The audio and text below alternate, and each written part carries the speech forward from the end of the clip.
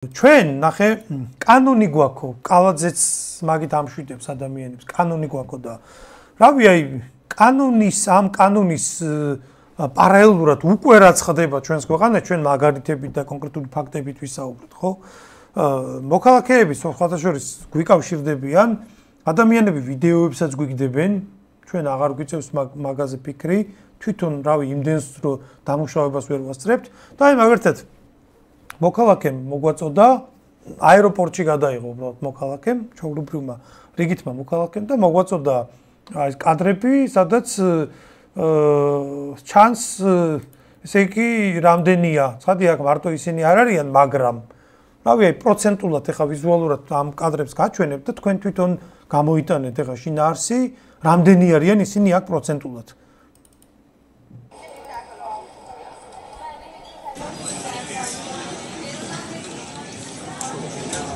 No problem.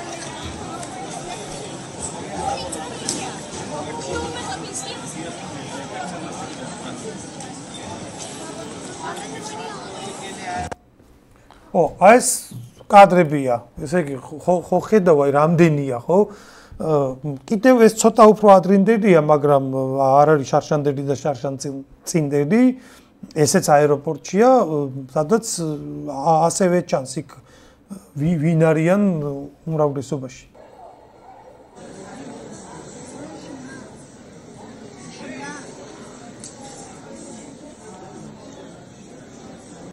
ხო, ნუ ერთ სიტყვით ეს ხდება ამ კანონის ფარგლებში. ხა იმდენი კადრებია, უბრალოდ ყველა არის ერთი და იგივე სურათი, რომ ვაჩვენოთ, თორე შემიძლია ეხა ჩავრთოთ და მთელი გადაცემა მარტო ეგ კადრები იქნება, ხო?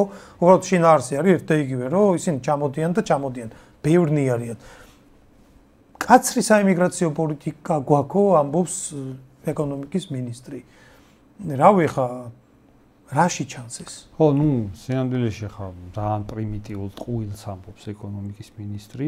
სინამდვილეში არავით არის კაცრი საიმიგრაციო პოლიტიკა არა გვაქვს. უკიდურესად ლიბერალური საიმიგრაციო პოლიტიკა საქართველოში. საქართველოში იმდენად ლიბერალური საიმიგრაციო პოლიტიკაა, რომ ევროკავშირიდან მოთხოვნა გამოუგზავნეს საქართველოს, რომ საერთოდ გაამკაცროს. სწორედ ერთ-ერთი პირობა იყო, რომ ერთ-ერთი პირობა იმდათ, რომ საერთოდ ევროპული მომავალი ჰქონდა. ისინიც კი შეშფოთდნენ იმდენად ძალიან ლიბერალური საიმიგრაციო პოლიტიკა აქვს საქართველოში. თან ის არის სრული სისულელე მინისტრი, რასაც ამბობს, რომ უკანონო მიგრაციას სერიოზული კანონები აქვს თითქოს საქართველოს. მიგრაციის პრობლემა საქართველოში საერთოდ არ არის უკანონო. მთელი პრობლემა მდგომარეობს მიგრაციის იმაში, რომ კანონიერად ხდება ძალიან დიდი რაოდენობით მიგრანტების შემოსვლა საქართველოში. ანუ ეს ყველაფერი ხდება კანონიერად. უკანონოდ ნაკადები კი არ არის როგორც დასავლეთში. ანუ დასავლეთში რო იქ რაღაცა საზღვარზე გადასვლა და გადაპარვა ხდება და მაგალითად ამერიკაში, ხო? ამერიკაში ჩვეულებრივად ამერიკის საზღვარზე გადაპარვა ხდება მასიურად. მასიური პროცესია, ქართველები ეგრე მიდიან მაგალითად, ხო? ეგეთი პროცესი კი არ არის საქართველოში. ჩვეულებრივად კანონიერად ხდება ეს ყველაფერი საბუთებით, გამართულად, ყველაფერი ყოველგვარი პრობლემის გარეშე და ყოველგვარი უკანონობის გარეშე ხდება ეს ყველაფერი მასიურად, უკონტროლოდ. ანუ უკონტროლო იგულისხმება რა, იცით? უკონტროლო იგულისხმება ის, რომ საერთოდ კანონმდებლობა არ აქცევს ყურადღებას ამ შემოდინების პროცესს. ანუ იმდენად დიდი რაოდენობით ადამიანები შემოდიან აქ, თან იმდენად მარტივია აქ საერთოდ ცხოვრების, აი აქ დამკვიდრების იმდენად მარტივად შეუძლიათ მათ, რომ ამ ყველაფერზე კონტროლი სახელმწიფოს მხრიდან საერთოდ არ არის. მიშვებულია ეს პროცესი და ამას ყველა ხედავს თავისი თვალებით ყოველდღიურად. ანუ რამდენიმე წლის წინ უცხოელების ნახვა 1000-ში ერთხელ შეიძლებოდა ქუჩაში, დღეს ისინი არიან ყოველ ნაბიჯზე და საერთოდ არსებობს ეგეთი მონაკვეთებშიც შეიძლება წააწყდეთ, რომ ქართველი საერთოდ არ იყოს თქვენს გარდა სულ უცხოელებში იყოთ. ამიტომ ეგეთი სიტუაცია არის უკვე და ეს არის პრობლემა, რომელიც გამოწვეული არის ქართული ოცნების პოლიტიკის მიერ და ეგ არის манипуляცია, როცა ისინი ლაპარაკობენ, უკანონო მიგრაციას ეწინააღმდეგებიან, ინვესტიციასთან მიგრაციის დაკავება. ინვესტიცია, რომელზეც არის საუბარი, აი ამ არაბულ ქალაქებზე, ეს პირდაპირ უკავშირდება მიგრაციას, ეს ინვესტიცია თავის თავში უკვე გულისხმობს გაათმაგებას, აი ამ უკონტროლო მიგრაციის პრობლემის გაათმაგებას უკვე გულისხმობს თავის თავში, იმიტომ რომ უკვე განსაზღვრულია, რომ მანდ ჩასახლდებიან სინამდვილეში არაბეთიდან ჩამოსული ხალხი. მანდ განსაზღვრულია, რომ ისინი სამუშაოდ ჩამოიყვანენ ათასობით ადამიანს, მანდ მუშა ხელს ჩამოიყვანენ ისინი თვითონ. ამიტომ ეს არის კოლოსალური მიგრაციის კიდევ უფრო დიდი ნაკადი, რაც აქამდე იყო, მაგ ნაკადთან შედარებით გაათმაგებული პრობლემაა. ამიტომ ყველაფერი, რასაც ხელისუფლება ლაპარაკობს და თითქოს ისე გადაფარა, თითქოს ისე წარმოაჩენს, რომ ეს მაგ ტიპის პრობლემას არ წარმოადგენს, ეგ რა თქმა უნდა ყველა ხვდება, რომ ტყუილია, უბრალოდ ხელისუფლება ფინანსურად არის დაკავშირებული. ხელისუფლება კი არის კონკრეტული პირები. და ხელისუფლება ხო ეგეთი ყავს, ხელისუფლება ყავს კონკრეტული პირების მიერ დანიშნული ადამიანები არიან, ხალხის არჩეული არ არის. ჩვეულებრივ დანიშნული ხალხი, რომლებიც იმ ხალხის ინტერესების გამტარებელი ჯგუფები არიან, ხო?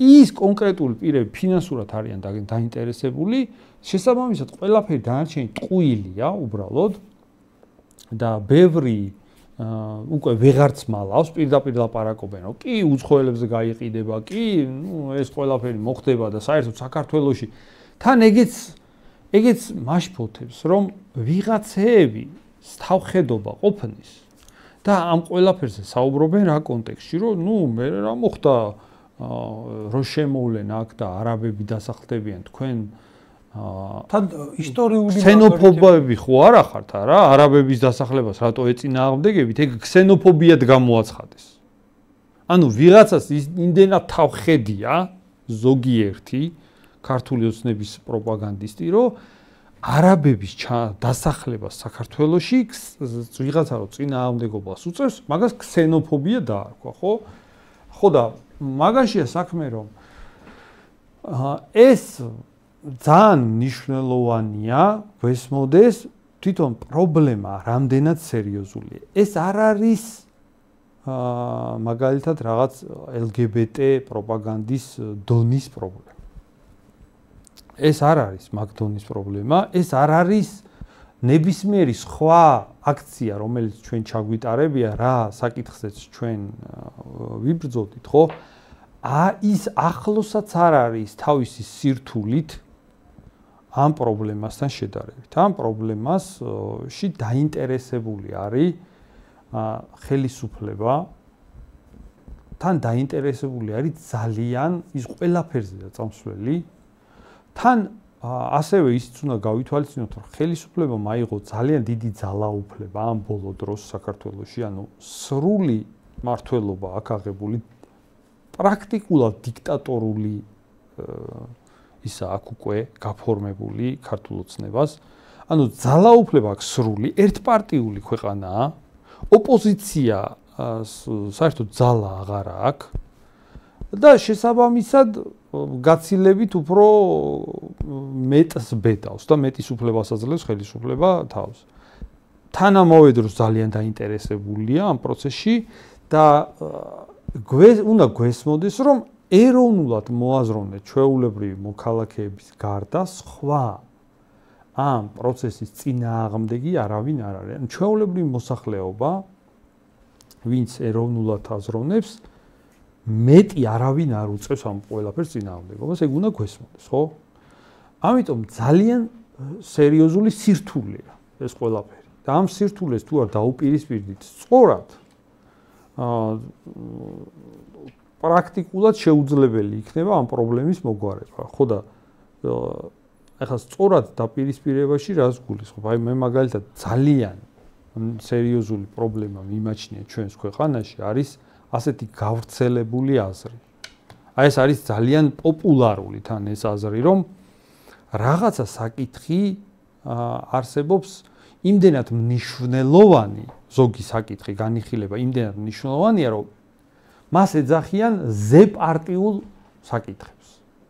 აი მაგალითად თან ეს პოპულარულია ეს შეხედულება და ყველაზე სერიოზული გამოწვევაც მაგაში მდგომარეობს. ანუ რაღაცა ძალიან მნიშვნელოვანი საკითხები როცა გამოჩნდება ხოლმე პირდაპირ ყველა გამოდის და იძახის რომ ეს უკვე იმდენად მნიშვნელოვანია, ეს ზეპარტიული საკითხია. აქ უკვე პარტიებს აღარა აქვს მნიშვნელობა, აქ უკვე ყველა ერთად უნდა დავდგეთ. ხო და ყველას უნდა ესმოდეს, მეგობრებო, ეგ არის დამღუპველი. ეგ პოზიცია არის რაც კლავს ნებისმიერ პროტესტს, ნებისმიერ ბრძოლის უნარიანობას. აი ეგ მიდგომა კლავს და მე იმედი მაქვს, რომ აი ეს უახლოესი მოვლენები, რომელიც საქართველოში ვითარდება, უახლესი, ეს იმას მაინც მოახერხებს აი ეს ამ მოვლენების შემხედვარი ადამიანი, რომ მიხვდება თუ რამდენად დამღუპველია რაღაცა ზეპარტიული ბრძოლის წარმართვი, ანუ კალაპოტის მიცემა და საერთოდ რაღაც ეგეთი ლოზუნგებით გამოსვა. იმიტომ რომ არ არსებობს, მეგობრებო, ზეპარტიული პროცესი. უბრალოდ არ არსებობს. პარტია არსებობს იმისთვის, რომ პოლიტიკურ გამოწვევებს უპასუხოს. პარტიის გარეშე პოლიტიკური გამოწვევების პასუხი შეუძლებელია. უბრალოდ ეგეთი რამე არ მომხდარა დედამიწის ზურგზე არსად.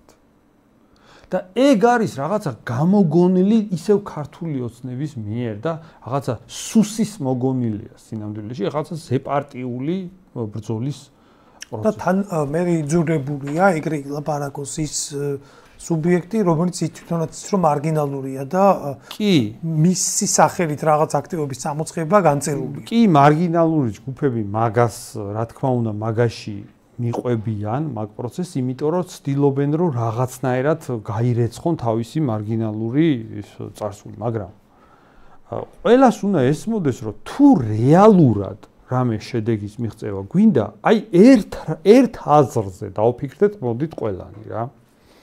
სინამდვილე რა არის, იცით, ქართულმა ოცნებამ რო დაინახოს, რომ ეს პროცესი გადაიზარდა უკიდურესად პარტიულ ბრძოლის პროცესად, ეგრე იქცა. აი პირდაპირ პარტიული კალაპოტი შეიძინა ამ პროცესს, ქართულ ოცნებას შეეშინდება და უკან დაიხევს.